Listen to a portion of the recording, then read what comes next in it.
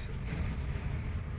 20 March రోజు పరిగి టౌన్లో బంటు శ్రీనివాస్ అని 28 సంవత్సరాల వ్యక్తి యాసీన్ ఫస్ట్ ఎయిడ్ సెంటర్లో చనిపోవడంతో 21 తారీఖున న్యూస్ పేపర్లలో వార్తలు వచ్చినందున 22 మార్చ్ రోజు మేము మా బృందం పరిగి టౌన్లో ఈ యాసీన్ ఫస్ట్ ఎయిడ్ సెంటర్లో పోయి విచారించి తనిఖీ చేసి వాళ్ళకు సీజర్ నోటీస్ ఇచ్చి సీజ్ చేయడం జరిగింది.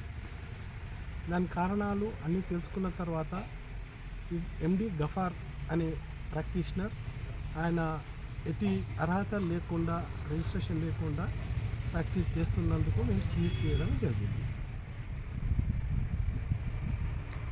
సీజ్ అయినాక కూడా ఇంటెన్కల మళ్ళీ ప్రాక్టీస్ చేయడం జరిగింది.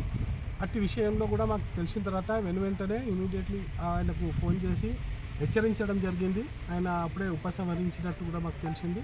దాని తర్వాత మళ్ళీ పిలిపించి ఆఫీస్కు గట్టి వార్నింగ్ కూడా ఇచ్చినాము. ఇక ముందు చేస్తే మళ్ళీ దాని తగు చర్యలు కూడా కఠిన చర్యలు తీసుకుంటామని చెప్పేసి కూడా వార్నింగ్ ఇవ్వడం జరిగింది. Okay, thank you.